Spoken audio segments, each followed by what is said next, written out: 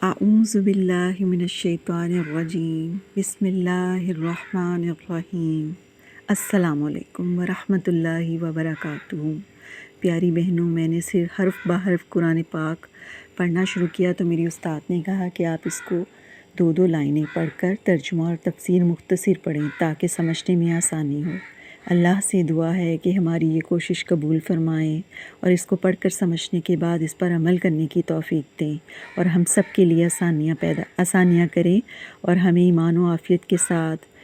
ہدایت دیں، کیونکہ ہدایت کے بغیر کوئی نعمت پوری نہیں۔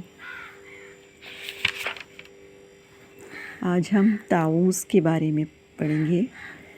قرآن پاک شروع کرنے سے پہلے تعوذ کا حکم، قرآن کریم کی تلاوت شروع کرنے سے پہلے اعوذ باللہ من الشیطان الرجیم بسم اللہ الرحمن الرحیم ضرور پڑھ لینا چاہیے، کیونکہ اللہ نے فرمایا ہے، آیت سورہ نحل کی آیت نمبر 98 ہے، جس کا ترجمہ ہے کہ جب آپ قرآن پڑھنے لگیں تو شیطان مردود سے اللہ کی پناہ طلب کر لیجئے، اور یہ تو ظاہر ہے کہ پناہ ہے تو پناہ کسی نقصان پہنچانے والی چیز یا دشمن سے درکار ہوتی ہے، اور ایسی ہستی سے پناہ طلب کی جاتی ہے جو اس نقصان پہنچانے والے دشمن سے زیادہ طاقتور ہے۔ شیطان چونکہ غیر محسوس طور پر انسان کی